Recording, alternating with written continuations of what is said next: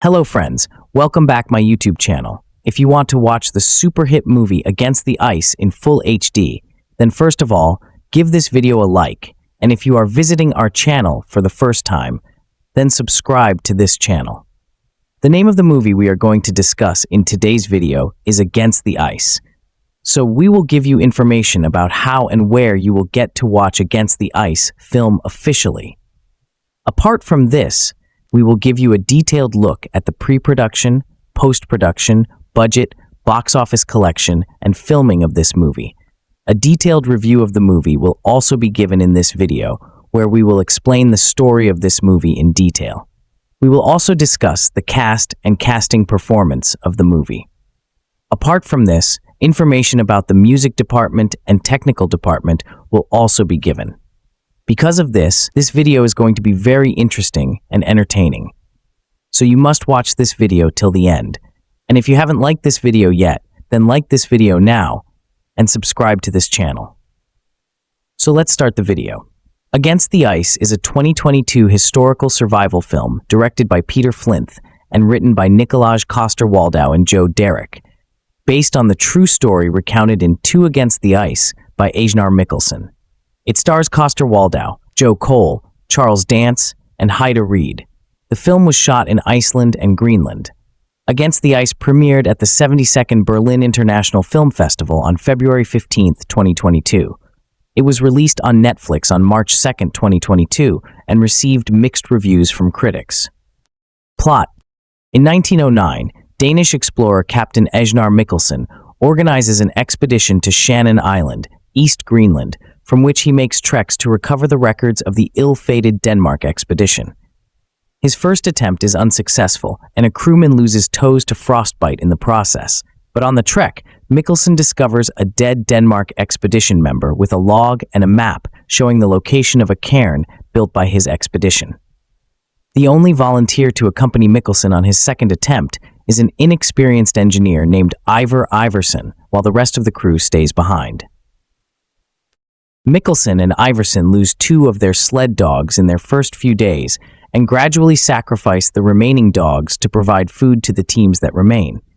Later, they fight and kill a polar bear. After 3 months, the explorers locate the cairn, which contains records that disprove the existence of the Peary Channel, thus showing that Greenland is a single island and that the United States has no claim in the Arctic. On their way back, Mikkelsen fears that they may not survive, so they build another cairn about 200 miles from Shannon Island in which they deposit the records from the Denmark expedition. Mikkelsen and Iversen finally return to Shannon Island to learn the rest of the crew have returned home, leaving them stranded. They are forced to spend 2 winters in a cabin with food and supplies while their crewmates struggle to mount a rescue mission. During their long isolation, the 2 men return to the cairn they built and retrieve the records. Meanwhile, their cabin is visited by would-be rescuers who find no sign of them. Later, Mikkelsen hallucinates that his lover Naja Holm is with him, while Iversen imagines meeting his grandfather. Mikkelsen nearly kills Iversen with a rifle, and the 2 men come very close to losing their sanity before being rescued in 1912. Their evidence from the Denmark expedition leads to American recognition of Greenland as a single island belonging to Denmark. An epilogue reveals that Mikkelsen married Naja a year later, that Iversen never set foot in the Arctic again, and that the 2 men remained friends for life. Cast: Nikolaj Coster-Waldau as Einar Mikkelsen, Joe Cole as Ivar P. Iversen, Charles Dance as Minister Niels Neergaard, Heida Reed as Naja Holm, Gisli Ørn Gardarsson as Christian Hermann Jørgensen, Sam Redford as Lekern Wilhelm Laub. Production Against the Ice was a co-production between RVK Studios and Kippers. It was directed by Danish director Peter Flinth, who worked with producer Baltasar Kormákur and cinematographer Torben Forsberg to shoot the film on location in Iceland and Greenland whilst using minimal green screens. The film is based on the Danish book Two Against the Ice by Einar Mikkelsen.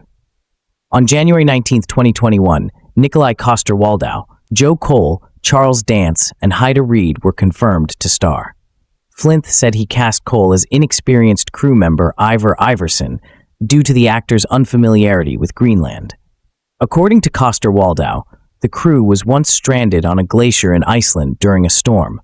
The actor suffered a concussion while filming the bear fighting scene, which was shot using computer-generated imagery, CGI, and a heavyweight judo champion as a stuntman. Flinth had originally wanted to film the scene using a real polar bear. Reception. Audience viewership. The film was watched for 30.73 million hours in its first 5 days, placing second on Netflix's top 10. From March 7th to March 13th, the film was watched for 12.73 million hours, finishing third on the charts. Critical response. On the review aggregator website Rotten Tomatoes, 57% of 35 critics' reviews are positive, with an average rating of 6.110. The website's consensus reads, "Against the Ice isn't the most original or exciting wilderness thriller, but viewers in search of man versus nature entertainment could easily do worse." Metacritic, which uses a weighted average, assigned the film a score of 49 out of 100, based on 14 critics, indicating mixed or average reviews. Though the performances and cinematography received some praise, critics generally criticized the runtime, characters, dialogue, score, and historical accuracy. The Hollywood Reporter's David Rooney writes, "In the end, the most remarkable thing about Against the Ice is that a real-life story of two men at the mercy of the unforgiving elements, of hunger and illness, possible attack and encroaching madness, can be so curiously deprived of tension." The Times, Ed Potton praised Coster-Waldau's performance. Warning, at least 2 sled dogs die about a half hour into the delightfully pulpy Icelandic-Danish survival adventure Against the Ice. I wouldn't put it past the movie's creators, particularly star, producer, co-writer Nikolaj Coster-Waldau, Jaime Lannister on Game of Thrones, to have killed more dogs off-screen in either a deleted or an unfilmed scene. That's the highest compliment I can think of, given the movie's focus on 2 Arctic explorers who in 1909 ventured out to the known edge of Greenland and then tried to not die in the middle of nowhere. Against the Ice delivers all the delirious period drama thrills and survival horror angst that you could want from a movie with that title.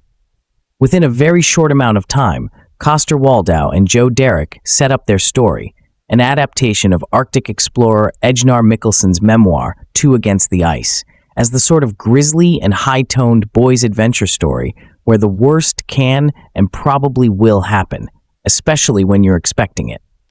Coster-Waldau plays Mikkelsen, the haunted sea captain who leads poor naive mechanic Ivar Iverson, Joe Cole, on a perilous journey to a cairn or a stack of stones one can see from far away, as one character helpfully explains, far away from their ship, the Alabama, and its crew.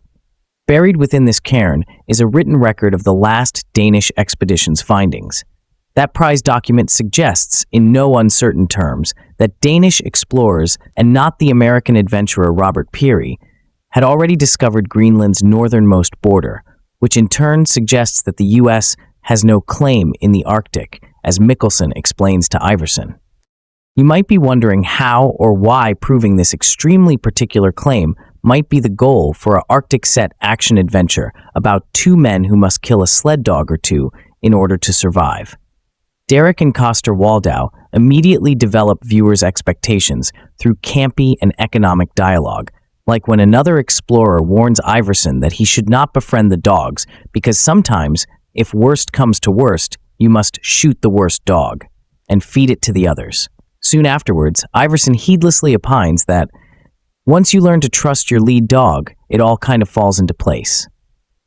That sort of glaringly ironic declaration might put you on edge well before the first dog-related incident. You might also be hooked and/or desperate to stop watching after the brutally unsensational second incident, which adds a hilariously foreboding edge to even innocent-seeming dialogue exchanges, like when Mikkelsen says that Denmark will thank you one day, Ivar Iverson, and then announces, after they find the cairn they're looking for, that they're headed back to the Alabama and then off to home sweet home.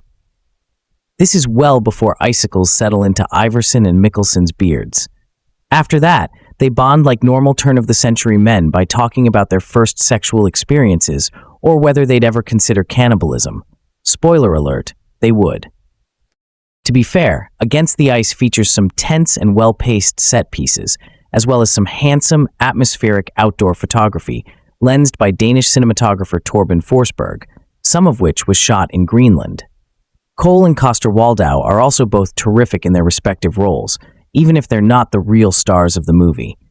Well, Coster-Waldau obviously is, given his multi-hyphenate role in getting this movie completed as is.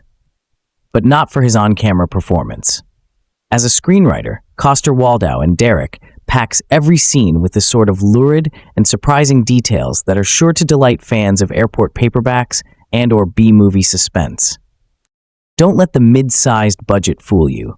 Against the Ice constantly tells you what sort of movie it is, and not just when computer-animated polar bears attack, or when the prim but blessedly hammy character actor Charles Dance, Tywin Lannister on Game of Thrones, shows up in character as a Danish cultural minister and makes pronouncements about the fate of Iverson and Mikkelsen from the safety of a probably well-heated conference room. Dance makes a meal of the word lieutenant and also gives very good monologue as when he describes an explorer's single most important task. Obviously, blood, sweat, and tears are involved. Days pass in a sobering and clearly delineated flurry of intertitles, X, Day 132, and eventually you start to anticipate mirage-like phantoms, like hot air balloons and stranded automobiles, as much as gonzo dialogue, like the above-mentioned cannibal talk. Against the Ice isn't a horror movie, so you might not be ready for Iverson and Mikkelsen to conclude that if my hands were removed before I die, yeah, I could quite happily eat you. Polar bears and lanced boils are great too, but Against the Ice keeps you in suspense by making you wonder how long you'll have to wait for the next dreadful and surreal development. The answer's usually not very long at all. Against the Ice review. An unusual expedition here for Netflix. Unusual less for the nature of the expedition itself, and more for the ambition of it. A rare film for the streamer that allows us to travel with characters to a real location, a world away from green screens and sound stages. It shouldn't be quite this much of a unique selling point, but in the age of modestly budgeted fare crafted for the smallest of screens, the sheer, on-the-ground expanse of old-fashioned survival adventure. Against the Ice immediately separates it from the many other films landing, or most often crash landing, on the platform.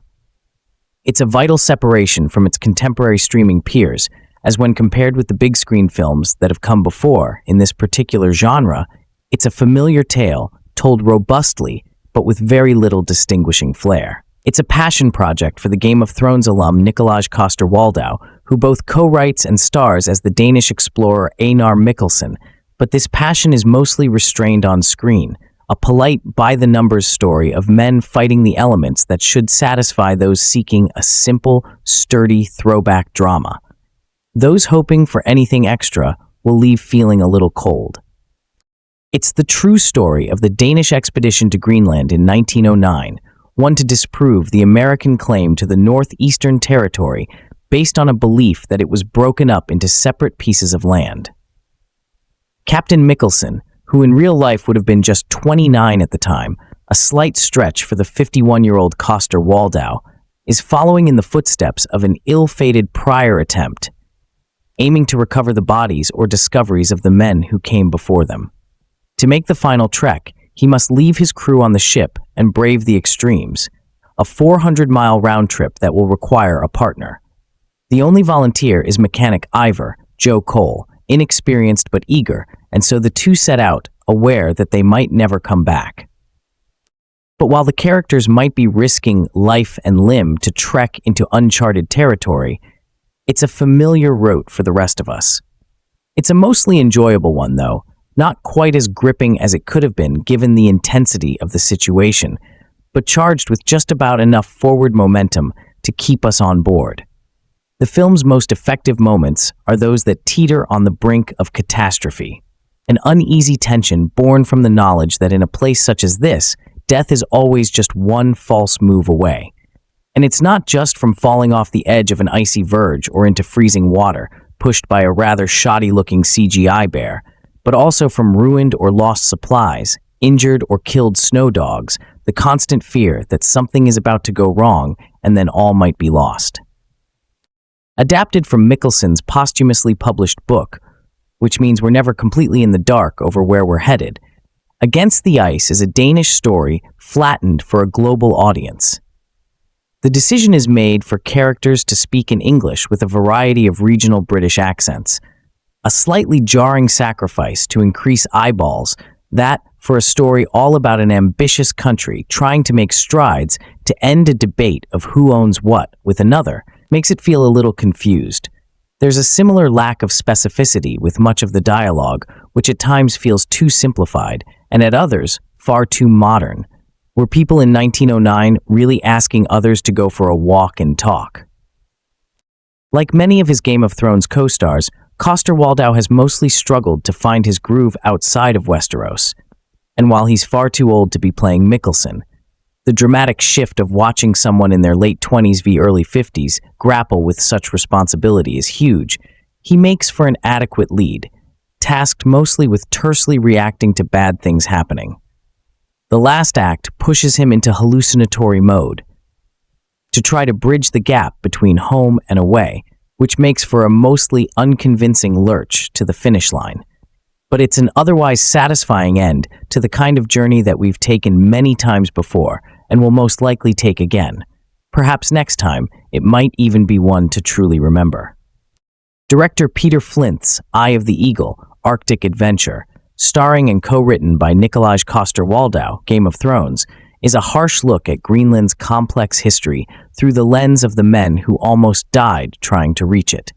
The supporting cast is anchored by fellow Game of Thrones alum Charles Dance and Peaky Blinders actor Joe Cole. The picture was filmed in Greenland and Iceland, making the location impeccably accurate. Based on the autobiography of Einar Mikkelsen, Against the Ice shows the grim reality of what it takes to cross an Arctic tundra. In the early 1900s, a Danish explorer, Mikkelsen, leads a small expedition to claim northeastern Greenland before the United States of America plants its flag. After several unsuccessful attempts that lead to crew members dying and getting injured, Captain Mikkelsen, Coster-Waldau, takes on the journey himself. But he needs a volunteer, and no one in their right mind would accompany him, except for mechanic Ivar Iverson, Cole, who is as green as he is eager. The two embark on their journey and immediately lose half their tea, a lead dog, and 2 weeks' worth of rations. Almost 100 days into their journey, they finally come across a semblance of hope in the form of a note and map left by the explorers who came before them. Faced with the elements, deciding to eat questionable meat and surviving polar bear attacks, the duo is forced to make a decision. Move forward with the information and maps the old crew left behind, or turn around and sled 200 miles back to camp. Alongside scribe Joe Derrick, the second home, Coster-Waldau has a perfect roadmap in Mikkelsen's autobiography, and the movie never deviates from its central goal, exploration and safety. 20 minutes in, the film settles into its comfort zone as a two-hander survival story. The performances of Coster-Waldau and Cole bring a sense of realism to the situation and time period. The third act begins with Coster-Waldau entering a state of pure madness as they have been alone in the frozen wilderness for nearly 3 years. The actor does not overplay his loss of sanity, nor does the film stretch the limits of his hallucinations. When he thinks all hope is lost, a bright, red-hot air balloon crescendos onto the polar ice cap, which begs the question as to whether help has arrived or if his mind is playing tricks on him. Cole plays the eager yet naive mechanic who can't wait to get a taste of the action, a decision he almost dies regretting. It is a refreshing change of pace for Cole, who plays an English bruiser on multiple shows airing simultaneously. However, the Gangs of London lead is purely empathetic in Against the Ice. The crew the audience meets in the film's opening is not only jaded from their time away from home, but some of them have lost toes to frostbite. Cole's presence brings a glass-half-full mentality that is necessary throughout. Later in the film, his willingness to understand keeps him and Coster-Waldau alive when tempers flare. And make no mistake, because tempers do flare. In the only scene where Iverson breaks character, Cole explodes with that same Peaky Blinders energy viewers know and love. His casting is a great addition to the film. Charles Dance is only in the few scenes that take place in government buildings instead of Greenland, but it's those jarring edits that make the viewer question whether this is worth it. Dance is hell-bent on stopping the US from claiming parts of Greenland. Paired with Coster-Waldau's insistence that the mission must continue, juxtaposed with Cole's survival instinct, the answer feels like it's not. At least, that's what Flinth and Coster-Waldau were seemingly aiming to highlight. Conquest in the name of human life is nothing new, but as technology and time move forward, a Danish government demanding territory while willing to leave those explorers stranded is objectively in the wrong. Shooting on location is a great look for any picture, but with elements this aggressive, everyone involved in the production should be commended. It looks like Greenland because it is. The actors look cold because they are. The simplicity of the story is in perfect concert with the film's goals and does a smooth job of offering interesting themes of colonialization in a movie where Jaime Lannister fights a polar bear. Charles Dance and Joe Cole are integrated just as seamlessly and feel totally lived in as characters, without unnecessary backstory and exposition. Against the Ice is a searing portrayal of the cost to explore in the early 20th century. There's a similar lack of specificity with much of the dialogue, which at times feels too simplified and at others far too modern. Were people in 1909 really asking others to go for a walk and talk? Like many of his Game of Thrones co-stars, Coster-Waldau has mostly struggled to find his groove outside of Westeros. And while he's far too old to be playing Mikkelsen, the dramatic shift of watching someone in their late 20s Varys grapple with such responsibility is huge. He makes for an adequate lead, tasked mostly with tersely reacting to bad things happening. The last act pushes him into hallucinatory mode to try to bridge the gap between home and away, which makes for mostly unconvincing lurch to the finish line. But it's an otherwise satisfying end to the kind of journey that we've taken many times before, and will most likely take again. Perhaps next time, it might even be one to truly remember. Based on a true story, this icy adventure epic, beginning in 1909, centers around two Danish explorers setting out on a life-or-death mission to put unexplored northern Greenland on the map. Against the ICA follows Captain Agner Mikkelsen, Nikolaj Coster-Waldau, an experienced adventurer who dedicated his life to exploration, and Iverson, Joe Cole, the happy-go-lucky, ever-optimistic mechanic who is the only member of the crew who volunteers to accompany Mikkelsen on the trip. The dynamic between the two main characters works well. For the most part, the captain is reserved, stubborn, and headstrong, a lone ranger of sorts, whereas his companion is very talkative and upbeat, if at times a little naive. However, there's never really any strong sense of camaraderie between the two, which eventually makes the relationship feel a little strained and reluctant to blossom. I kind of wish there were more heart-to-heart moments to really show the vulnerability of the characters. There are action scenes which have very little build-up or tension. For example, when their supplies are fast, depleting, and hunger is setting in. There's a sequence that puts one of the main characters in serious danger. What feels like a disastrous moment, which should have significant attention paid to it, is over and done within 60 seconds before any real tension can be built. It comes across as rushed and lacks any real care. It's a shame that moments like this happen so quickly, as the accompanying music is amazing and wouldn't feel out of place in an episode of Game of Thrones as a gay, or a Pirates of the Caribbean a movie. Another highlighted is the stunning scenery. It's absolutely breathtaking and looks like something out of a David Attenborough documentary. I would love to see a behind-the-scenes video detailing how they managed to film it. Honestly, I was cold just watching yet. Overall, while this is a decent film with several positives, there are certainly better adventure movies out there. The acting is solid, but a strong cast feels underserved by weak writing, which is a shame, as this is a really incredible story. I'd like to give a special shout out to the real stars of the film, though, the Huskies.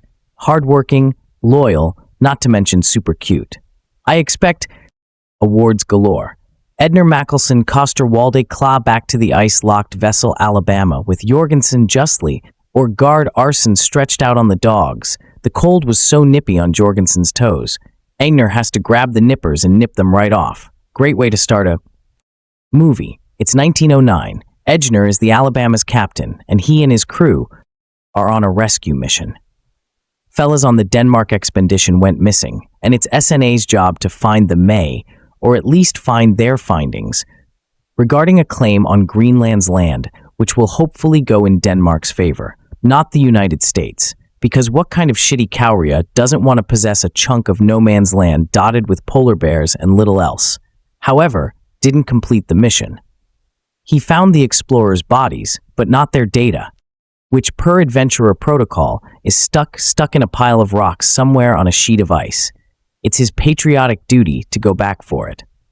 But considering Jorgensen's fate, he has no takers for a partner A except Ivar Iverson, Joe Cole, a greenhorn who's never earned his stripes as a selfless explorer, who might also have to be a complete to embark on a grueling months-long expedition for the sake of the accuracy of some lines on a map.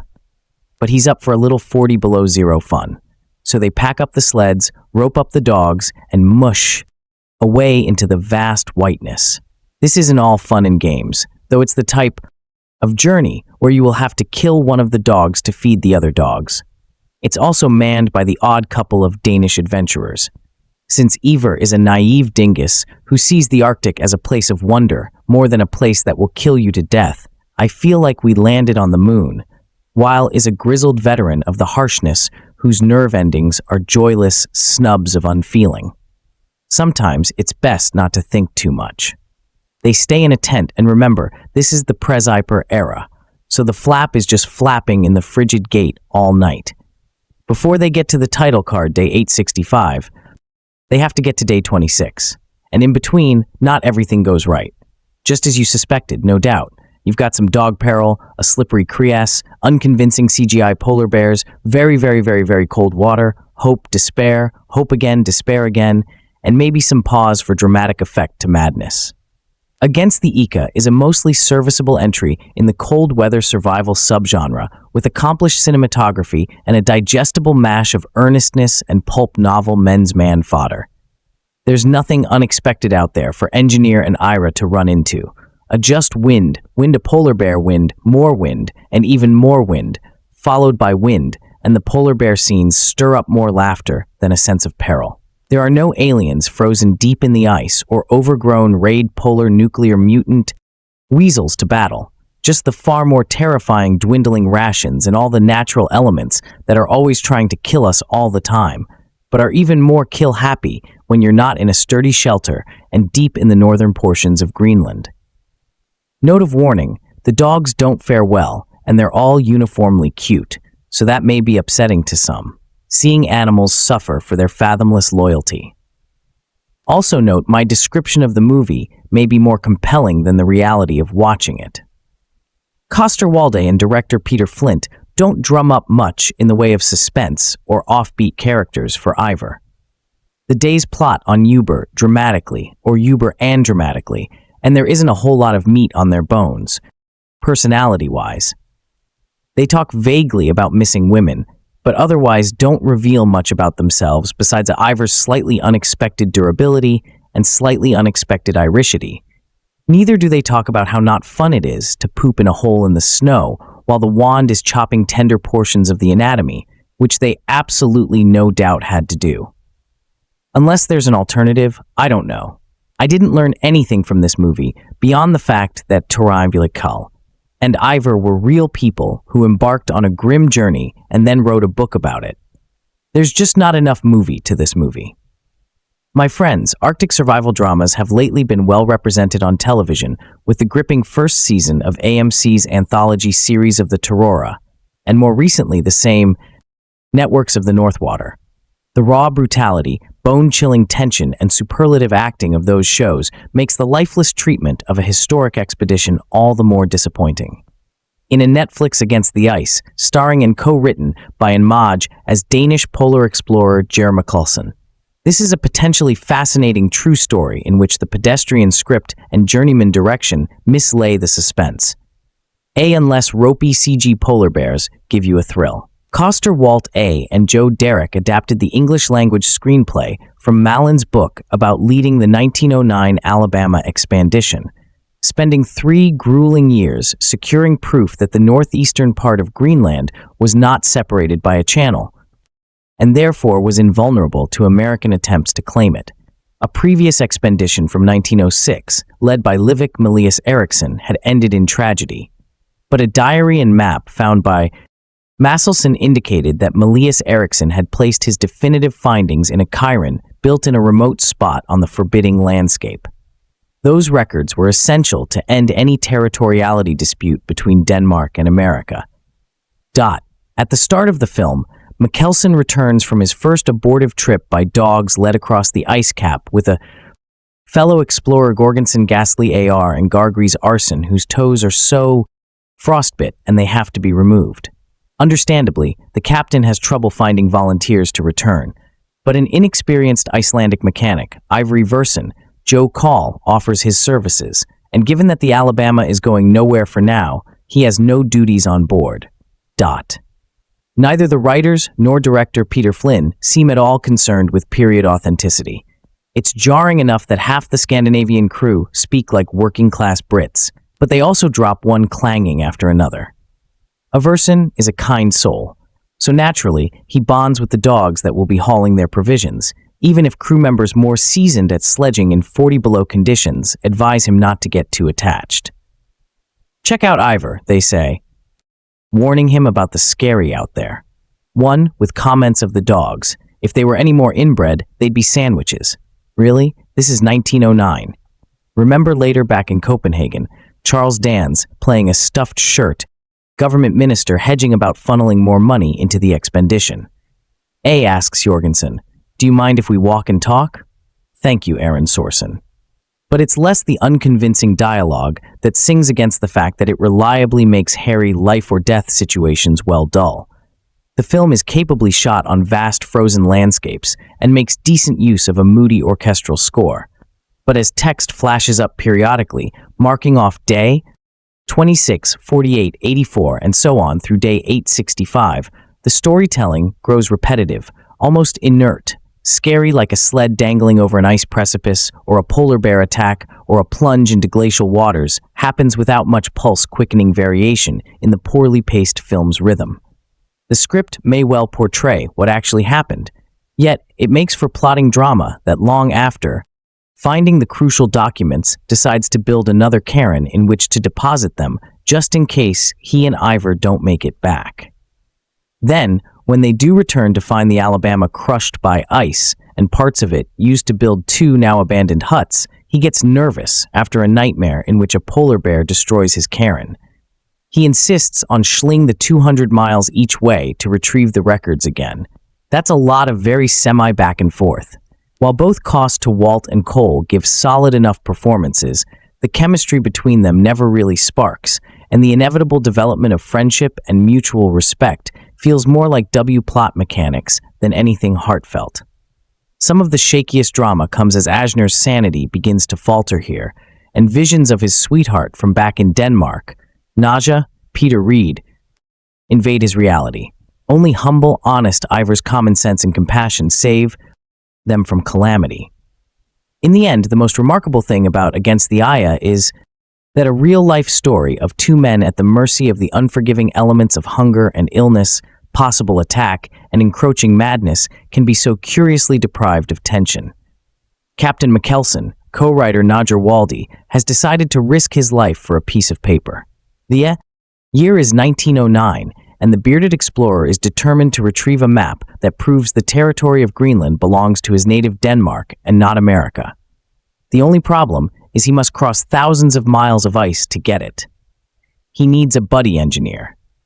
Joe Call is the only one of his crew who volunteers to accompany him on a months-long journey that one lad describes as the equivalent of walking from Moscow to Rome. There is about as much jeopardy as you'd expect from an action thriller about an obscure land dispute. A tense encounter with an angry polar bear and a phantom hot air balloon are highlights during the endless plotting across the frozen wilderness. Title cards appear on screen to indicate the rapid passing of time, but discovering it's day 132, and we're only 40 minutes, and only slows the pace. Based on a real-life expedition by renowned Danish explorers Nicholson and Ivory Verson against the ice, is an absorbing tale about the effects of isolation. The Greenland set film stars a Game of Thrones, and a Nikolaj Coster-Waldau, and a Peaky Blinders saw Joe Cole. Over the years, there have been a large number of extraordinary tales about explorers and the treacherous journeys they've embarked on.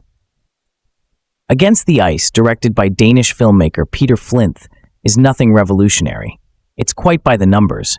However, it is somewhat refreshing, as almost every scene is shot on location in an actual icy tundra, as opposed to being shot on a blue or green screen.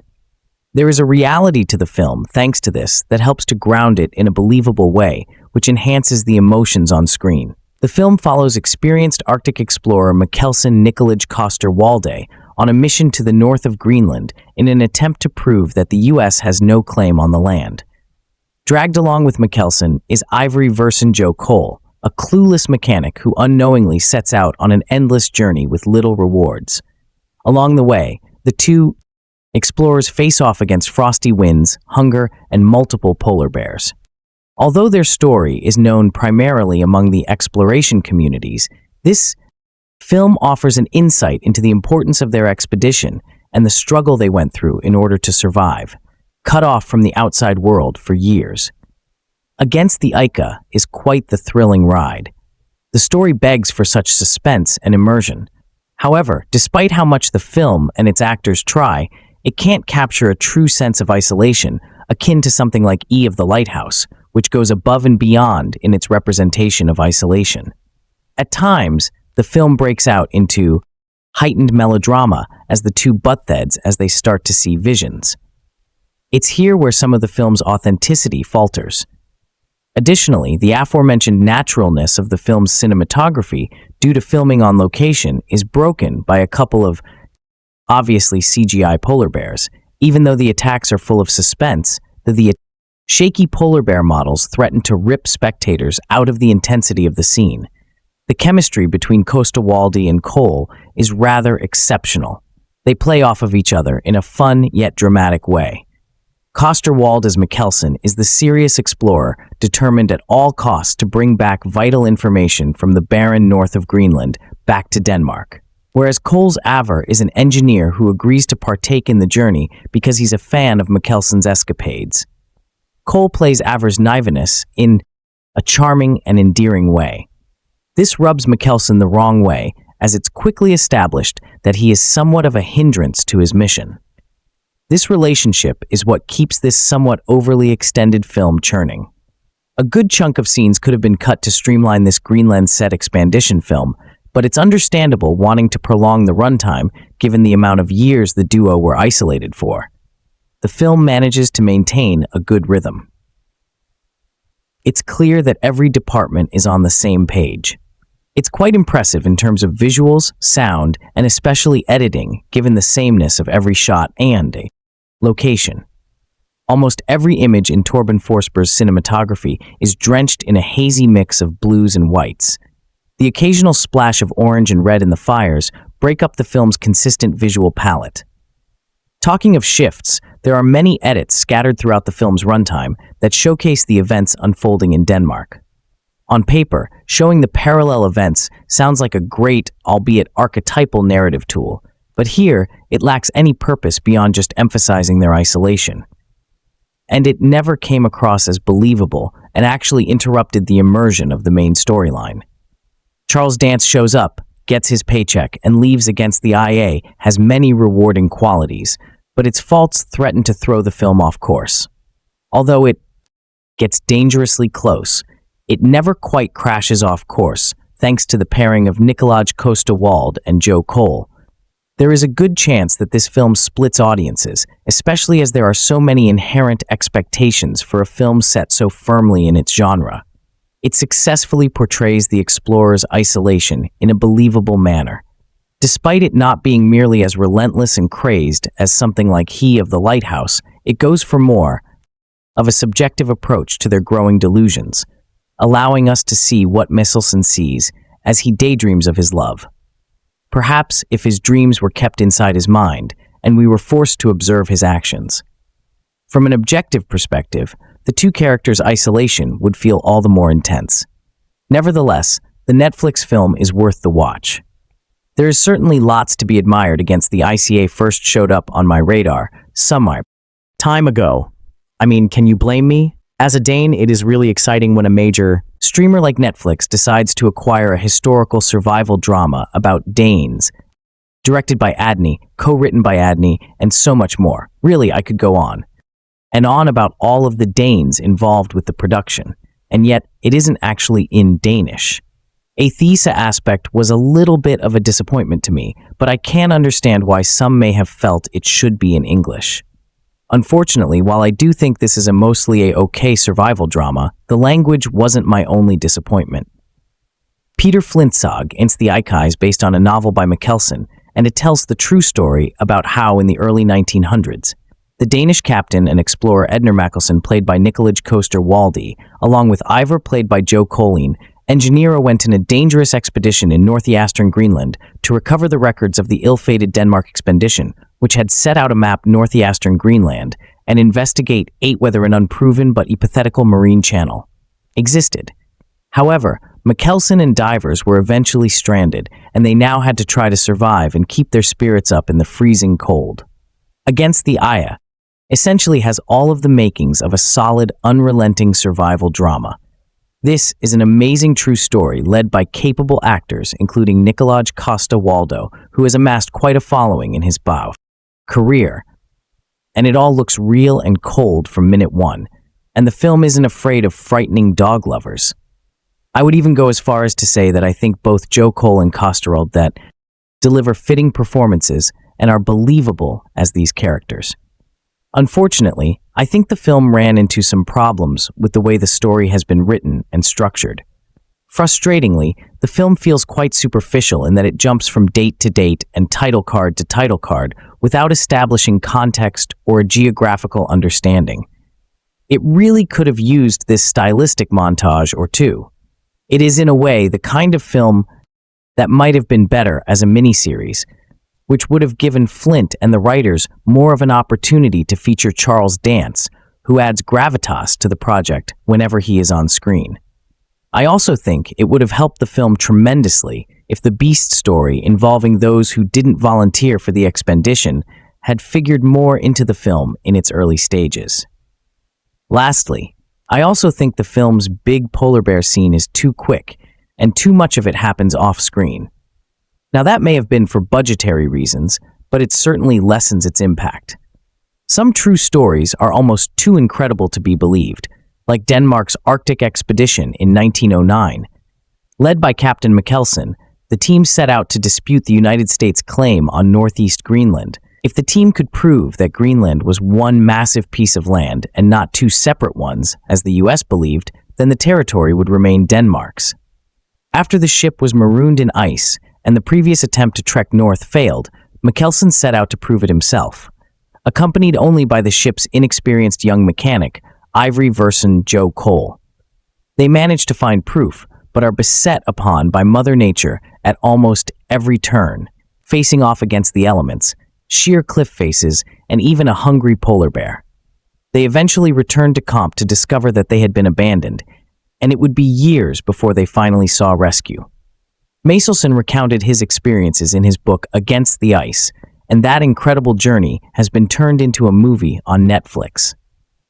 Against the Ice stars Nikolaj Coster-Waldau, Game of Thrones as the grizzled Mikkelsen, who are introduced to as he returns from a failed track and is forced to cut off his partner's frostbitten toes. It's a pretty grim scene that sets the tone for the film, which really lets up in its unpleasantness. When Mikkelsen decides to set out again, no one wants to join him except for the young mechanic Ivarina Joe Cole, who volunteers. They hitch up the dog sleds and take off, but almost immediately things start going sideways. Iverson is tender-hearted and kind, and he's rather attached to his sled dogs. Mikkelsen warns him not to get attached, because they might have to kill one dog to feed the others, but Tvorsen ignores the warning. The film's first major casualty is Aver's favorite dog, and many more follow. Aver's inexperience leads to the dog's death, setting him on a path to try to learn the ropes as fast as he can out of sheer survival. The first half of the film is a the Revenant complete with a bear attack and our heroes eating some less than stellar meat.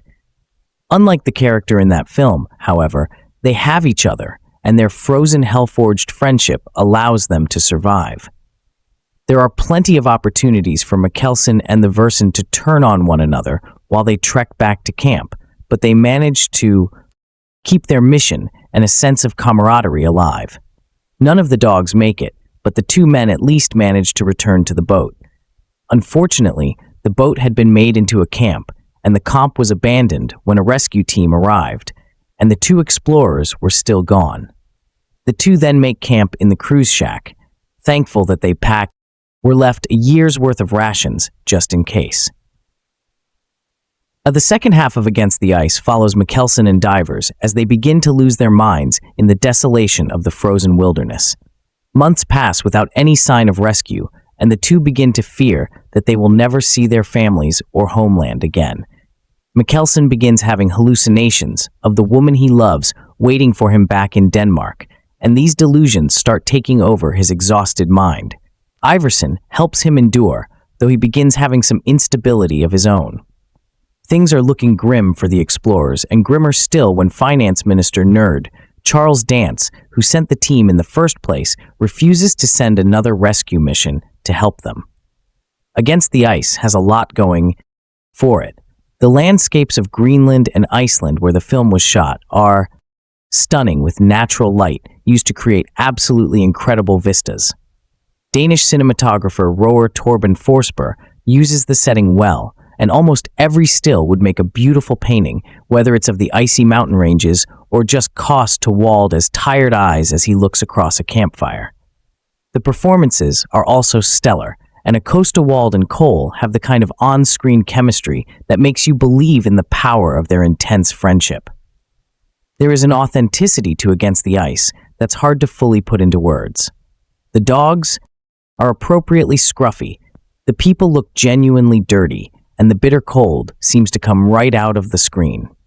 Throughout Against the Ice, black title cards with white text appear every so often, letting the audience know how much time has passed since Mikkelsen and Aver set off on their expedition. As the numbers start getting almost ridiculously high, the movie starts to feel like a slog. The first half has quite a bit going on with the dogs, sled accidents, and bear attack, but the second half is a purely psychological thriller with an interesting backdrop. There are some good bits here, and much of it was pulled directly from Melsen's memoir, but it drags on slightly too long and begins to mimic the tedium of the actual experience these men and jury dot. Director Peter Flinth's Eye of the Eagle, Arctic Adventure Ray, starring and co-written by Nikolaj Coster-Waldau. Game of Thrones A is a harsh look at Greenland's complex history through the lens of the men who almost died trying to reach it. The supporting cast is anchored by Falawa, Game of Thrones as a alum Charles Dance, and a Peaky Blinder saw actor Joe Cole. The picture was filmed in Greenland and Iceland, making the location impeccably accurate based on the autobiography of Ajar Mikkelsen. A against the shows the grim reality of what it takes to cross an Arctic tundra. In the early 1900s, a Danish explorer Mikkelsen leads a small expedition to claim northeastern Greenland before the United States of America plants its flag. After several unsuccessful attempts that lead to crew members dying and getting injured, Captain Mikkelsen Coster-Waldau takes on the journey himself. But he needs a volunteer, and no one in their right mind would accompany him except for mechanic Ivar Iversen. Cole, who is as green as he is eager. The two embark on their journey and immediately lose half their tea, a lead dog, and 2 weeks' worth of rations. Almost 100 days into their journey, they finally come across a semblance of hope in the form of an outer and map left by the explorers who came before them. Faced with the elements, deciding to eat questionable meat and surviving polar bear attacks, the Adol is forced to make a decision. move forward with the information and maps the old crew left behind, or turn around and sled 200 meters back to camp. Alongside scribe Joe Derrick, the second home, Coster-Waldau as a perfect roadmap in Mikkelson's autobiography, and Thea movie never deviates from its central goal: exploration and safety. 20 minutes in, the film settles into its comfort zone as a two-hander survival story. The performances of Coster-Waldau and Cole bring a sense of realism to the situation and time period. The third act begins with Coster-Waldau entering a state of pure madness, as they have been alone in the frozen wilderness for nearly 3 years. The actor does not overplay his loss of sanity, nor does the film stretch the limits of his hallucinations. When he thinks all hope is lost, a bright red-hot air balloon crescendos onto the polarized cap, which begs the question as to whether help has arrived or if his mind is playing tricks. Cole plays the eager, yet the Makarov mechanic who can't wait to get a taste of the action, a decision he almost dies regretting. It is a refreshing change of pace for Cole, who plays an English bruiser on multiple shows airing simultaneously. However, the gangs of London elite is purely apathetic against the ice. The crew, while the audience meets in the film's opening, is not only jaded from their time away from home, but some of them have lost toes to frost white. Cole's presence brings a glass half full mentality that is necessary throughout. Later in this film, his willingness to understand keeps him and Cost flair, and make no mistake, because temper sedo flair. In the only scene where Iverson breaks character, Cole explodes with that Samia Peaky Blinders energy viewers know and love. His casting is a great addition to the film. Charles dances only in the few scenes that take place in government buildings instead of Greenland, but it's those touring edits that make the viewer question whether this is worth it. Dance is hell-bent on stopping the U.S. from claiming parts of Greenland, paired with Coster-Waldau's insistence that the mission must continue, juxtaposed with Cole's survival instinct.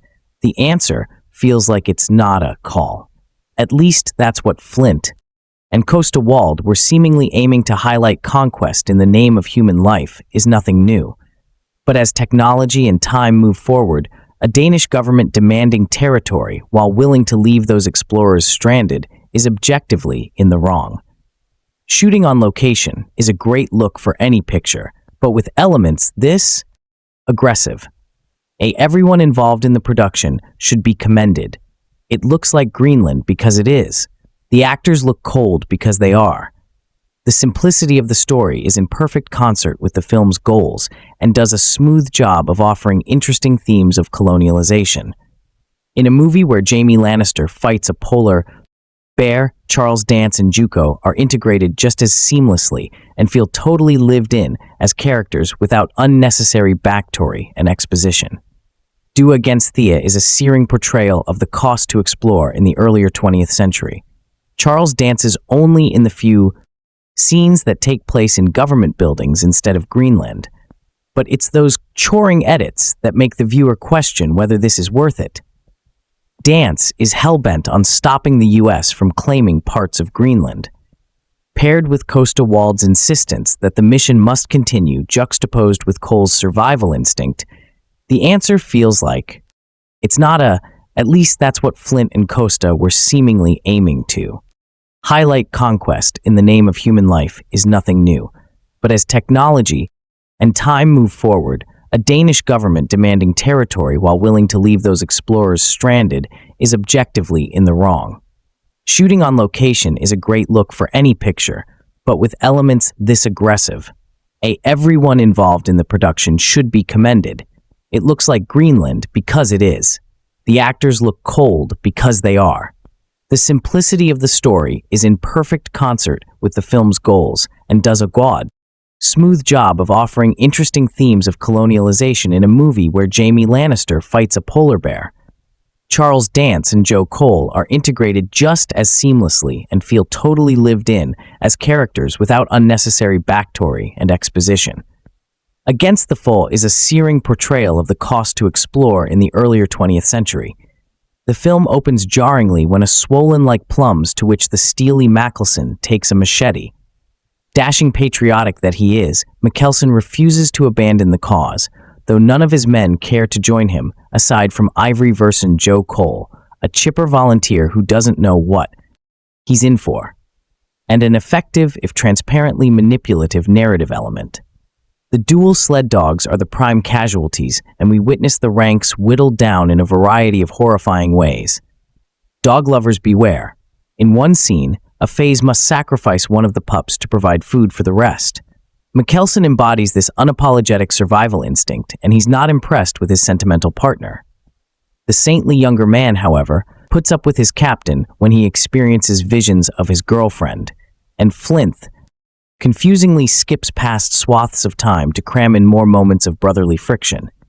Disappointingly, this shift from a relatively hardcore first half to a second bogged down by desulty dramatic beats significantly lowers the stakes. It's a known fact that Mikkelsen and divers mate at home, but Against the Ice doesn't succeed in making us feel anything when they do. Against the Ice is gripping, tense, and thrilling. But it doesn't quite land on its feet. After the U.S. claims eastern Greenland by stating the country has split into two parts, Captain Edner Mikkelsen, Nikolaj Coster-Waldau, must hit the ice and team up with inexperienced crew member Iverson Joe Cole to prove Greenland is only one island. What starts out as a thrilling adventure devolves into a boring drama about men losing their minds in the soul-sucking isolation of the Arctic tundra. The first half contains all the action from fights with polar bears to struggles against the brutal elements such as the sub-freezing temperature. The cinematography is incredible. It captures the mountains, frozen seas, and wildlife with astounding beauty. Do the two explorers keep to the audience on the edge of their seats? The emotional intensity played mostly through Iverson's relationship with their dogs is the best part of the movie. Mikkelsen views the dogs as expendable, while Iverson bonds with them. When the dogs eventually stand in the way of their survival, Iverson must come to terms with the reality of his situation. This dilemma, while heartbreaking, is carried out much too fast. Had the dogs been important throughout the entirety of the film, the emotional effect would have been more severe. Instead, this struggle is replaced quickly by less interesting ones that eat away at the tension and reduce the film's edge-of-your-seat quality. Later, Mikkelsen and Iverson cease their travel and make a home in a hut, which stops the movie's plot and pace. The primary danger then becomes Mikkelsen's mind, which begins to trick him into thinking that his girlfriend has come to the Arctic to be with him. This causes peril for both the Mikkelsen and his companion, but doesn't captivate the audience in the same way as their previous challenges. At times, this movie comes off as an action film, others, a drama, and in between an adventure. The key aim of the mission aid to find evidence that Greenland is indeed one land day doesn't feel significant when it's accomplished.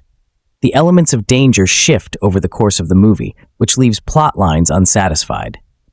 Fans of Game of Thrones star Nikolaj Coster-Waldau will enjoy the actor's dark take on an explorer with nothing left but his mission. Joe Cole also gives a solid performance as the optimistic sidekick who just wants his captain's respect. Most importantly, the movie lacks an ending that encompasses the film's contents. It never ceases to be compelling, but it unravels to the point where it feels glaringly incomplete and rushed. The conclusion never hits like a breakthrough and only manages to feel inevitable.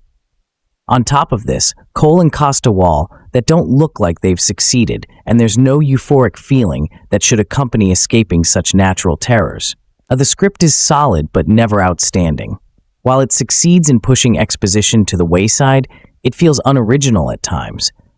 It brings nothing to the adventure genre that hasn't already been explored. It's funny at times, but overshadowed by the grim outlook that the characters take throughout most of the conversations. Mikkelsen, Sen, and Iverson have good chemistry, but the relationship arc doesn't have a coherent ending. During the mission, Iverson never gains enough respect or compassion from his captain for the audience to notice. The movie shifts toward their personal struggles rather than focusing on their cooperation. For Mikkelsen, this materializes in the hallucination of his old flame, played by Hida Reed. This leaves Iverson with little to do over the last act, and the film never really capitalizes on his character setup. Against the Ica is a historical survivalist adventure drama based on the book A2 Against the Ice by Melson and produced by Baldar or Milda Inverted. Exclamation marker. Best known for directing accomplished survival drama thrillers Everesta and Adrift. While the Icelandic filmmaker has a proven track record in this genre, this production is entrusted to Danish director Peter Flinth, centered on the friendships between Captain R. Mackelson and Ivoren. This powerful story revolves around Denmark's Alabama expedition in 1909. The choice of director makes perfect sense. Thought instilling national pride by celebrating the country's brave and intrepid explorers against the ICA journeys with these men as they set out to disprove the United States' claim to northeastern Greenland. Finding the proof that was mapped by fellow countrymen, the two began the arduous return to base camp after a grueling journey over many months, forcing them to endure extreme weather and life-threatening physical duress. As if having a Danish filmmaker at the helm wasn't enough, one of Denmark's top acting exports heads the production as lead actor, producer, and co-writer. Best known for A Game of Thrones, Danish actor Nikolaj Coster-Waldau made a strong transition from the popular medieval series with solid performances in films like he has shot Kala and the Silencing Dot Against the Etil, is opportunity to cover screen. Primarily, a two-hander between the Nikolaj Coster-Waldau and Joe Call. The icy, harsh, and relentless Greenland environment becomes their enemy as the explorers face tough conditions and hard decisions after they return from a hard-fought expedition. The survivalist docudrama has echo of Wolf Totem, Alive a Castaway at a Grey Other, and the Demarian Dot, a Wolf Totem's Adaku. Edge comes through Enna Against the Ice, a commitment to filming as if observing happenings rather than curating them. Being in the snow and subjected to extreme cold will help transport you, whether you're watching the film or acting in it. The harsh realities of the time for sleigh dogs will upset many viewers as these trusty servants become expendable. Treated with some off-action, the team's fatigue and lack of food catches up with them as sacrifices are made in the name of survival with faint echoes of the biographical adventure drama Ive. These snow buddies may not be trapped on an island, able to forage for supplies at base camp, but the situation is reminiscent of films like Yakastawaya and The Martian. Branching out from an unlikely friendship, luckily not with a volleyball named Wilson, the duo tried to keep spirits up as they wait for a rescue team that may never arrive. The drama leans heavily into its haunting mood as an old flame burns brighter in an ethereal dynamic reminiscent of flashback scene, and a polar bear recalls the fame scene from the Revant. While the film comes across like a magpie, borrowing bits and pieces from more accomplished survivalist dramas, the powerful true story at its core keeps it honest. Filming in snowy conditions, working with dogs, and trying to bring honor to this remarkable story Against the Aya is an admirable effort, even if vaguely familiar and plotting at times. The adventure is set in motion so quickly that ironically, you wonder where the meat of the story is. They don't ask about 30 minutes, and you stop asking if we're there yet, and begin to realize that the recovery mission is just a checkpoint. Just as thoughts arise about how the filmmakers can possibly sustain the drama, the story evolves as the real challenge is finally revealed, and things start to make more sense. Using a day counter, the story builds in magnitude, but this could have been better reflected by the drama on screen. Unfortunately, a wobbly genre handshake and subpar supporting performance almost derail the production as elements roam at the shining a surface. Protecting Heater Reed, best known for A Pal Dark. The ethereal and wistful romance doesn't quite work in the handover, but adds color to an otherwise straightforward survivalist drama. Against the Ica offers a vivid chronicle of Captain Ignor Mikkelsen and Ivor's brave and resilient exploration amounting to a triumph of the human spirit. While you sense its importance and the production is handsomely mounted, it's quite uninvolving and distant, losing some of its docudrama integrity with the choice to film in English. The entertainment factor is subdued. The characters are reliant on the actors to foster warmth and heroic spirit. And while there's some friction, It's all just a bit bland, uneventful, and seemingly inconsequential. Against the Ika isn't a bad film. Much like its icy backdrop, it's a bit cold and doesn't do all that much to distinguish itself. The power of the true story comes to bear. The story gradually begins to snowball, and there are some intriguing elements at play. However, the dull familiarity and similarities with other films tend to drag the inspiration out of this drama, as the characters also begin to experience fatigue, hunger, and malnutrition. Having so many Danes in the cast and crew, one would have hoped for a more spirited adventure. But with no Star-Spangled Banner bravado, the explorers have it to rely on the grit of heroic gestures, stoicism, and hardiness. While significant and realistic skating between docudrama history and adventure drama entertainment, the film honors the explorers but somehow feels like a hollow victory. I must say I was excited entering Against the Ice. It has a captivating premise centered on an Arctic expedition at the northern end of Greenland. Cirque. 1909 is based on the autobiographical account of Captain Agner Mikkelsen and deals with the nearly 3-year survival opposite extreme weather conditions, isolation, and polar bears. Director Peter Flinth ratcheted my anticipation even higher during the opening scene, dropping us into the action as Mikkelsen, played by Nikolaj Coster-Waldau, who also co-adapted the screenplay with Joe Derrick, is sledging back to Comp with his second-in-command. Tilda Pilgensen, ghastly AR and no. Gerilda degrees arson in desperate need of medical attention for frostbitten toes. The filmmakers skip past all exposition to get right to the meat of their adventure. I buckled myself in. For a time, they make good on that promise. Its opening act is effectively structured, introducing characters, men who have been on Mikkelsen's crew multiple times in The Green Newcomer, Joe Cole's mechanic, Ivarin, picked up in Iceland when their ship needed engine work, explaining the reasons for being in the ice, claiming the body, and findings of Matsalon's old friend, who never returned home after being tasked to prove America's claim on part of the island was void a few years earlier, and setting the stage for what's to follow. How can you not get pulled in by the intrigue of a grizzled veteran and enthusiastic Nil Macaron v. amateur teaming up to do the impossible? The potential for tense drama and action is boundless. But the unfortunate truth of the matter is that, like this tool, supplies returns diminish with every passing day. In that first scene of Mikkelsen returning to Comp with once legend, minimal dogs were prepared for a reality where the room for chaos shrinks exponentially. The less weight you carry, the fewer dogs you need, the fewer dogs you have, the fewer sledges are required.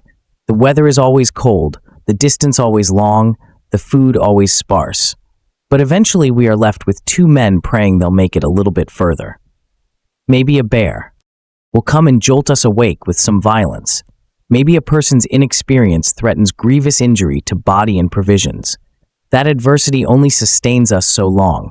It puts a lot of pressure on the second half to maintain a similar level of heightened adventure, which it simply cannot meet. That's not to say it's bad, or that it ruins what came before. Though I do believe I Against Thee is a success insofar as it shows ability to memorialize these unsung heroes braving elements to do right by their people, even if doing right is colonialism, putting a damper on the whole ordeal in its familiarity and back-heavy construction. The story just isn't as spellbinding as one may believe. I wonder if things might have improved by expanding the expedition and compressing the waiting. Give us more of the Riva and less of the Lyacy, reductively speaking. Though, there are some wonderful scenes in that waiting. There's the dream of a beautiful savior.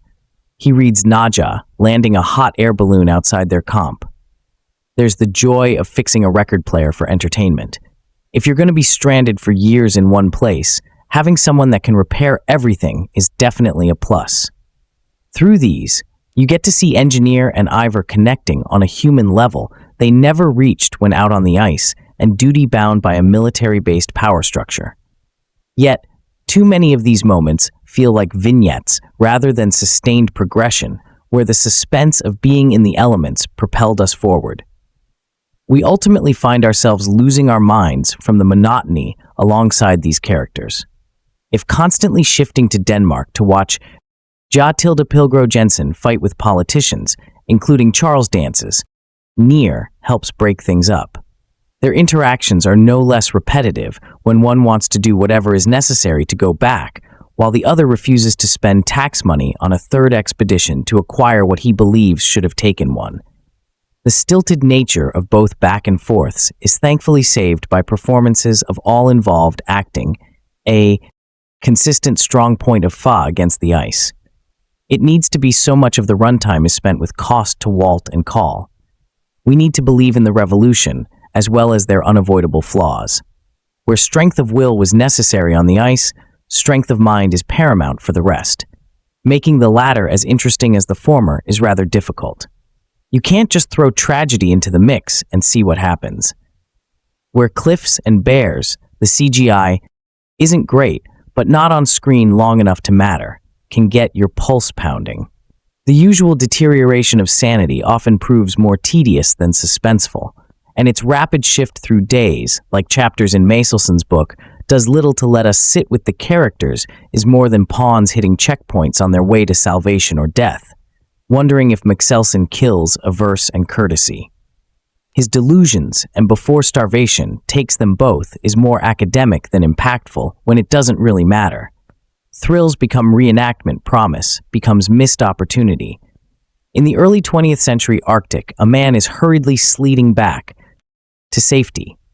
Upon returning to his shipmates, we learn that his name is Tilda Pilgro and that the harshly better weather has left him with frostbite all over his toes.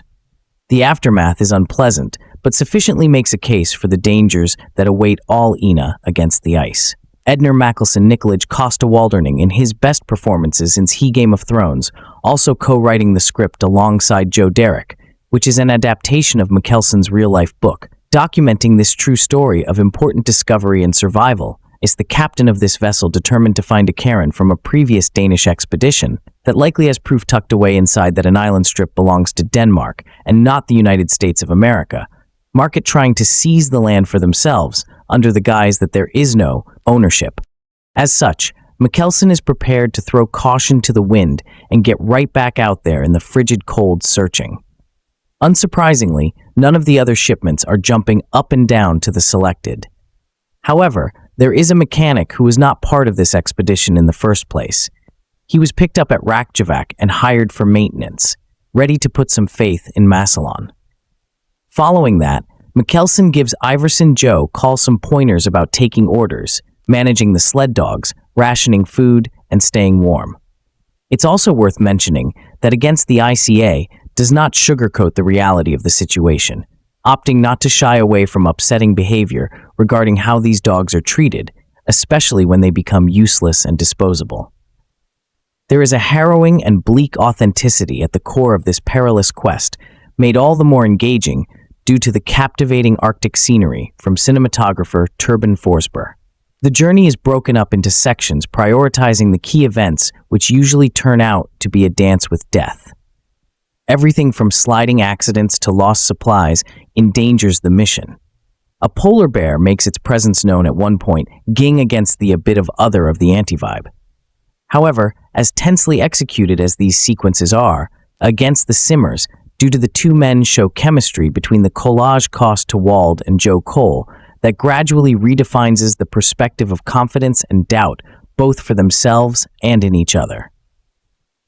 Further playing off this dynamic is the occasional snippet of Prime Minister Near Felawa Game of Throne as a staple, Charles Dance also doing some second guessing of providing additional funding, doubting if they will survive.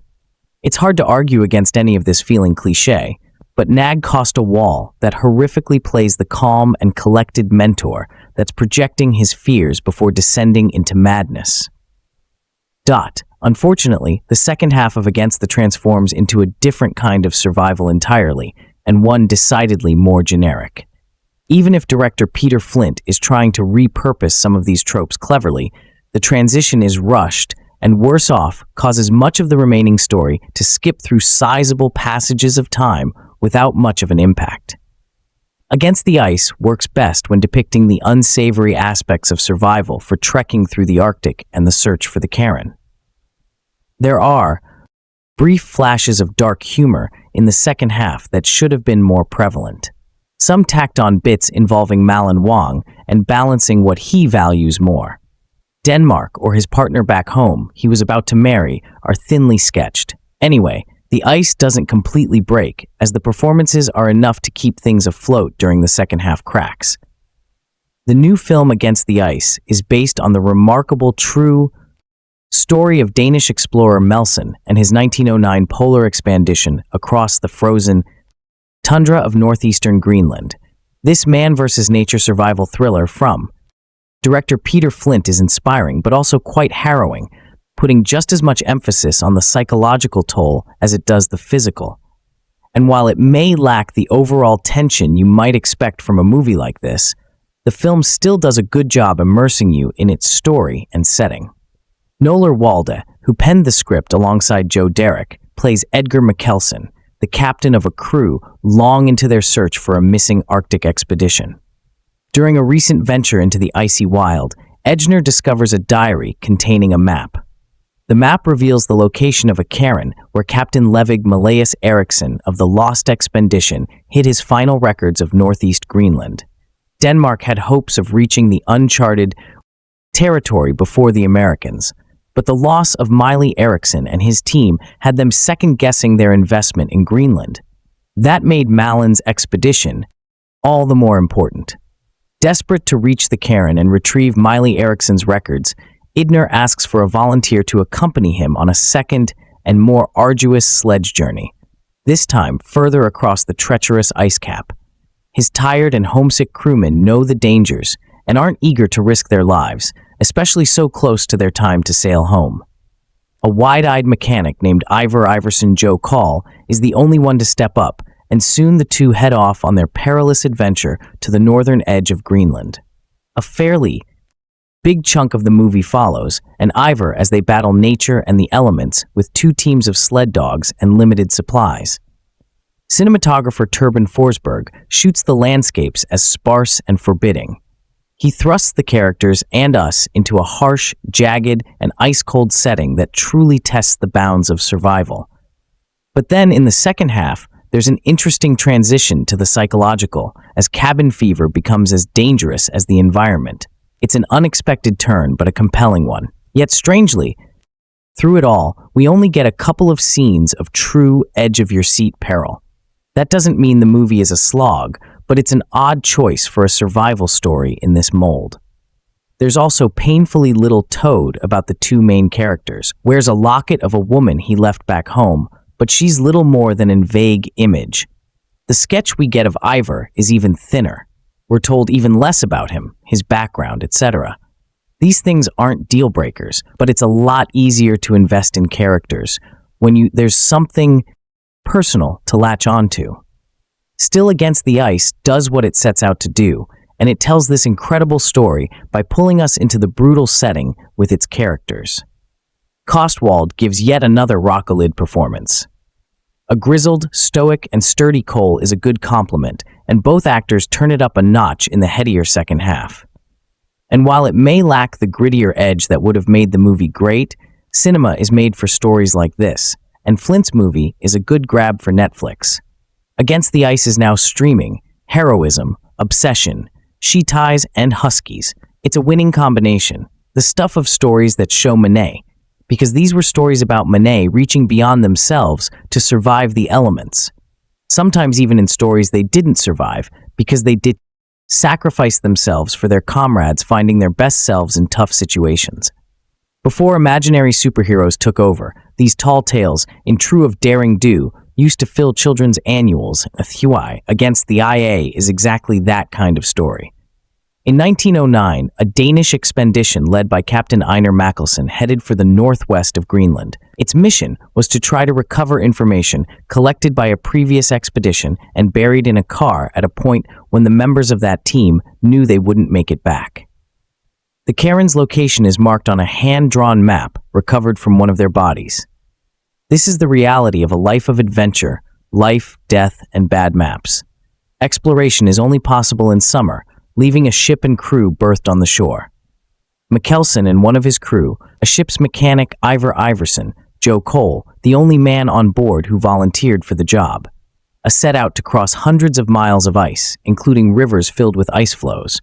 With dog sleds, when the dogs are dead, they have to travel on foot. The country is uncharted and as tough as anyone might imagine. So are they.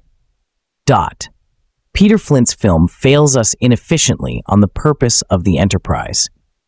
The Danish government financed the first expedition in 1906, and this follow-up mission, in order to establish that the northwest of Greenland, which the United States is trying to claim, is an island within its coastal waters, is actually part of the Greenland landmass.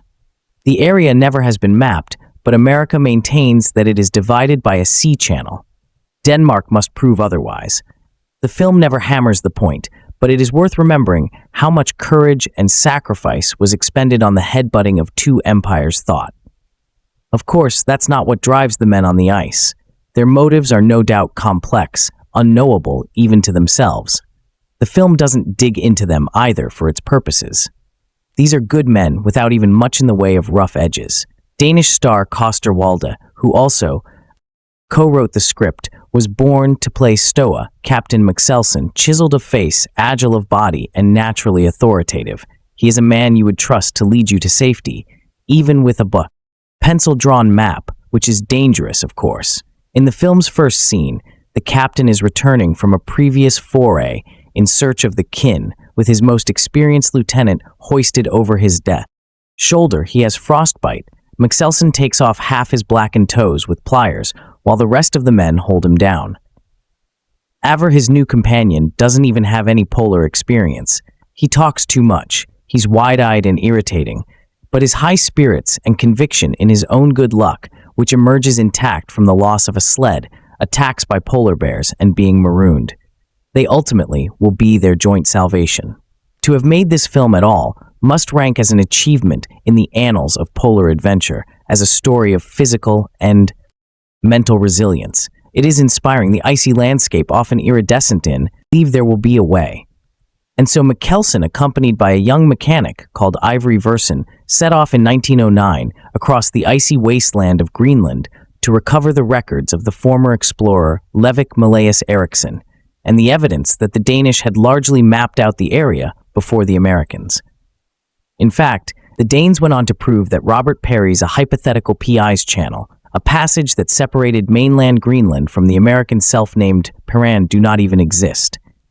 Mikkelsen's endeavor proved to be a feat of extraordinary determination, courage, madness, and perhaps vanity. History is awash with stories of brave, noble men pushing back the frontiers of the known world, and Edgar Mikkelsen was no exception.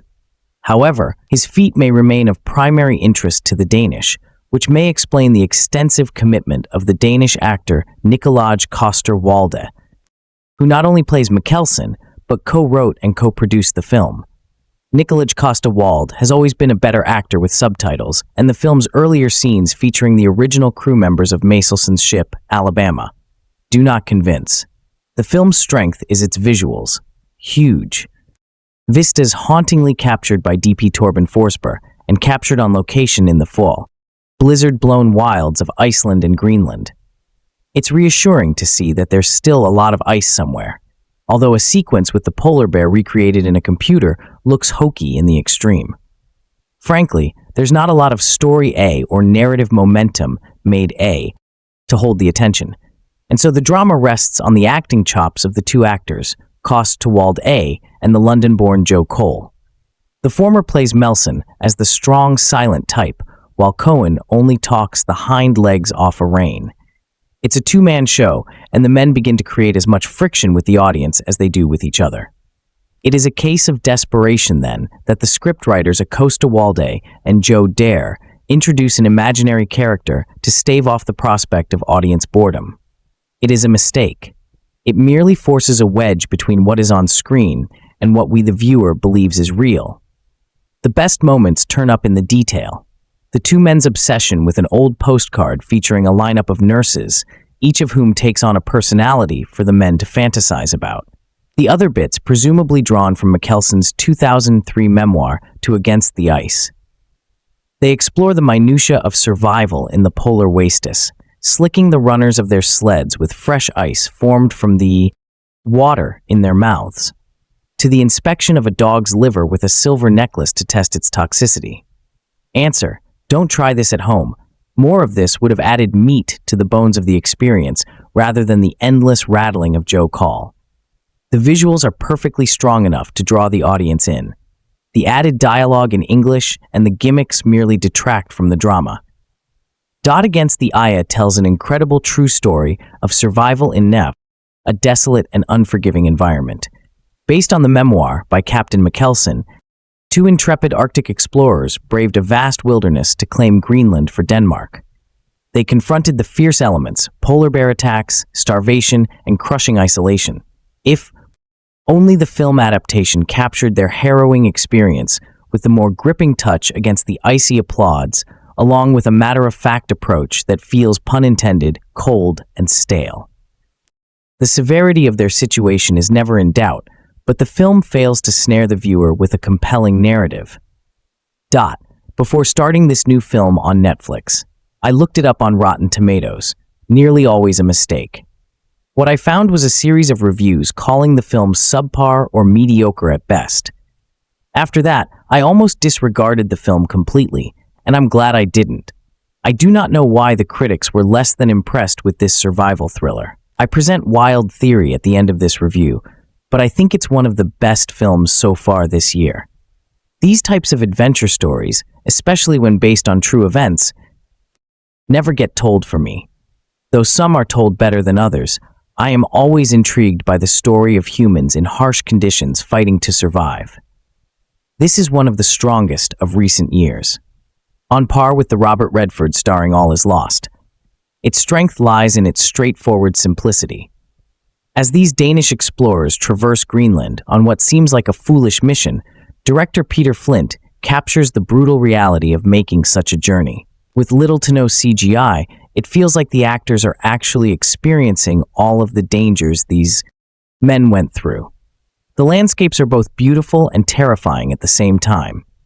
Even the scene with the bear is masterfully done. So often these kind of sequences become exaggerated moments of action, but Flinth keeps it brief and effective. The threat of the bear then becomes a real danger that both the audience and characters are haunted by the rest of the film. The last third of the film takes an interesting turn, shifting the conflict from nature to the nature of man and the way our minds can become our greatest enemy. I won't spoil anything, but this is where actor Nikolaj Coster-Waldau gets to shine, reminding us why he is one of the best international actors working today. Ever since his incredible performance in A Shot Kra, I never got into a Game of Thrones. I've had my eye on Cost all day, and I only hope he continues to choose the right projects here. His performance doesn't really take off till the film's last act, but it is worth the whole price of admission. So back to that theory of why film critics did not highly recommend this well-crafted picture. I have two suggestions. One, movie critics are far too focused these days on how filmmakers should take cinema in new directions instead of admiring when traditional storytelling is done right. This is why they'll praise Artsy Fartsy worked like a Power of the Dogga while ignoring another. Netflix released Sleeper, Munich, The Edge of War, still the #1 movie of 2022 in my book. There's a balance of both championing experimentation while still heralding the kind of well-made movie that was so common in the Hollywood days of old, and the movie critics of today failed to strike that balance too. I suspect that, like some have said here on Letterboxd, they took issue with way Peter Flinth kills certain four-legged creatures. Make no mistake, this isn't some Disney snowy adventure, and the filmmakers don't cater to warm, fuzzy feelings. And even if they don't admit it, I think that's what most critics really want a broken bar. This is not the film that future me will select to wait out the winter.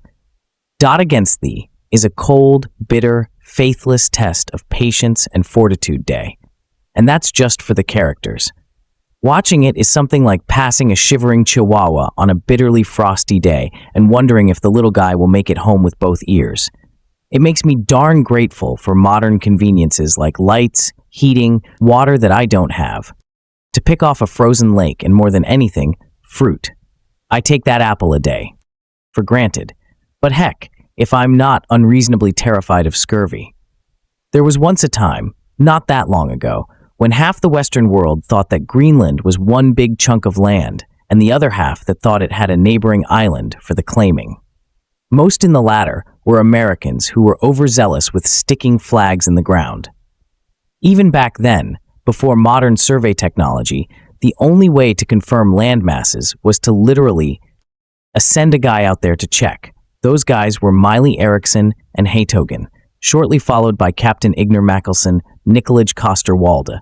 One long year into Captain Ignor's expedition, and his first volunteer comes back without toes.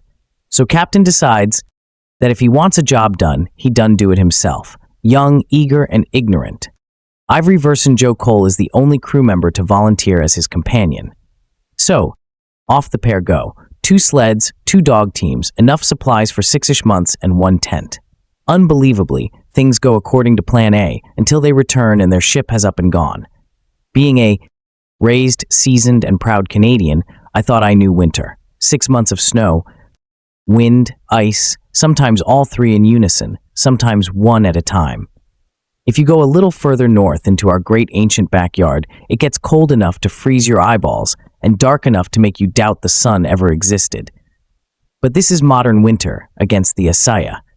Is set in 1911, before thermals, before rubber boots, before shake-activated heat packs in your gloves. Captain and Ivor hike across Greenland over the summer months to recover the journals of the last sorry explorer who never made it home. It's a long shot weather. They'll find the explorer's supposed final location, and an even longer show that they'll return with the evidence alive. One by one, the dogs die, sleds fall off cliffs, the duel face frostbite, starvation, polar bears, and illness. But against all odds, they return to tell the tale, only to find their ride home left to note and skedaddled off. Rude. Captain and Ivor retreat to a hut left by their shipmates, say so helpfully, and spend 2 winters waiting to be rescued.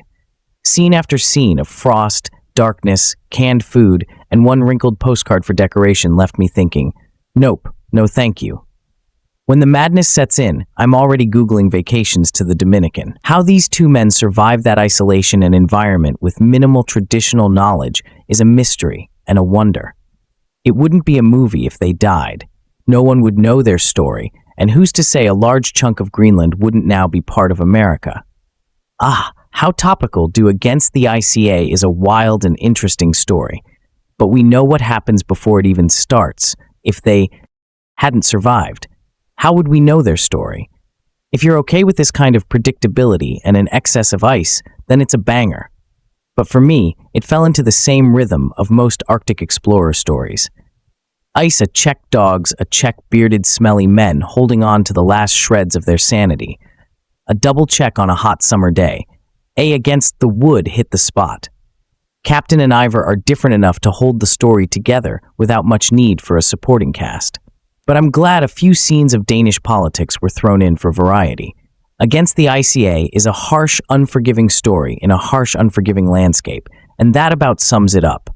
Peter Flinth Against Thee is co-written by Nikolaj Coster-Waldau, known for his role as Halanister in HBO Game of Thrones, and Joe Derrick, which recounts the true story of the 1909 Danish expedition that attempted to disprove the United States' claim to northeastern Greenland.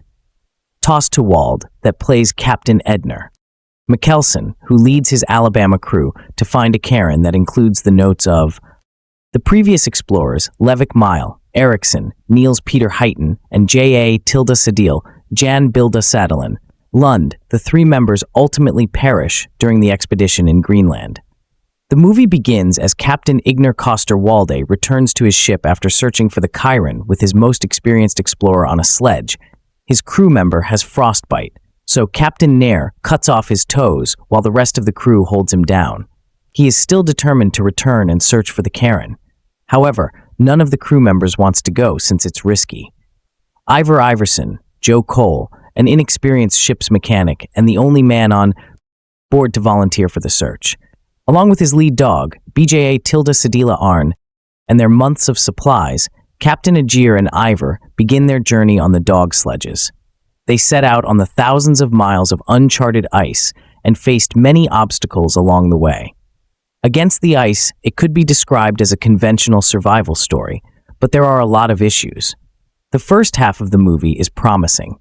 Captain Igner has to decide to bring an inexperienced crew member, let alone a mechanic, to join him on the job. Ivar learns how to lead the dogs and the crucial truth of killing one dog to feed the others when suppliers run out. It's a gruesome reality for Ivar, who adores BJ Tilda Sedila RN. Both of them face their first conflict when every sledge causes an accident and loses 2 weeks' worth of dog food. Supplies that are essential to their survival, and BJ Tilda Sedila RN. Weeks pass by and supplies run out, and they are nowhere close to finding the Karen. It's a challenging experience, as the audience sees Captain Agir and Ivra deal with the impending doom if the expedition turns into a failure. When the captain and his inexperienced crew find the Karen, they make their calm and hide Miley Eriksson's note inside it. During their return to the ship, they faced perilous situations where their dogs passed out from exhaustion and died, food supplies were over, and finally they walked back to the base camp. All of this happens in the movie's first half, and there is a lot more to go. When Captain Agner and Ivar return to the ship, they discover the crew made a makeshift home from the parts of the ship and stored food to last for a year and left them behind in Greenland. They spent the rest of the movie trying to service in the freezing temperature while fighting hallucinations. At one point, Captain demands to go back to the Chiron. They hid Miley Eriksson's notes because he saw a dream of the same polar bear destroying it, erratic and completely out of his mind. Captain and Ivar begin their journey back despite the queue. Mechanics protests to stay back or leave an out behind if the rescue team arrives from Denmark. Even though the landscapes are beautifully shot, there isn't much beyond the repetitive nature of FA against the ice. Regardless of these issues, Costa performs in WEC, exceptional portrayal of the famous explorer. He conducts the strength and resilience by capturing the intimate and mentally fragile state of mind when he starts to hallucinate his lover Naja Peter Reed back in Denmark. Those moments are shaky and emotional as the audience sees Captain fight these visions, unable to escape them and return to reality. This is Coster-Waldau's best performance so far, and he does a brilliant job at that. Against the Ice is a remarkable story of two men who survive hunger, ice, and illness. Many unforgettable moments of tension and deprivation will surely grip the audience's attention. However, the slow and sloppy pacing ultimately makes the movie a bit shaky. Due against the shows the heroic effort of Captain Agir and Ivar as they fight internal demons and harsh weather conditions in Greenland. In the end, the result is a movie that pays tribute to two very important men in history. Following in the frostbitten footsteps of the Denmark expedition, which left certain questions unanswered and certain lands unclaimed in 1909. Captain Nikolaj Coster-Waldau sets out to Greenland with his crew. Once they arrive, he also needs a volunteer to accompany him on one further journey to recover the findings of the previous team. All he gets is Ivar Persson, Joe Call, a mechanic stupidly yearning for adventure. Other crew members probably know better. Whatever is out there, it's probably not good. And so the two men who share precisely nothing in common embark on a trip that will get stretched out for much longer than they could ever have expected. Peter Flynn, Zerlinley Special Gale a screen against the ICA, plus based on true events. And Mikkelson's very own scribblings feels like a passion project for Nikolaj Coster-Waldau, who also co-wrote the script and co-produced the film with the Baltasar or Milda inverted exclamation marker A, an Icelandic filmmaker who, after the likes of Frista Plus, is probably so used to similar weather conditions that he didn't even bat at an eyelid when taking on the job. But Cole is actually a fun addition, a more down-to-earth companion for the man who is clearly dreaming of glory, yet sometimes comes off as plain nuts, and the little Game of Thrones as a reunion, thanks to a Charles de cameo, rounds off the package nicely. There is an occasional tidbit reminding everyone that it is in fact a period story. They still talk about the unsinkably Titanica her, but the biggest problem is that it's also a broken bar, a bit dull.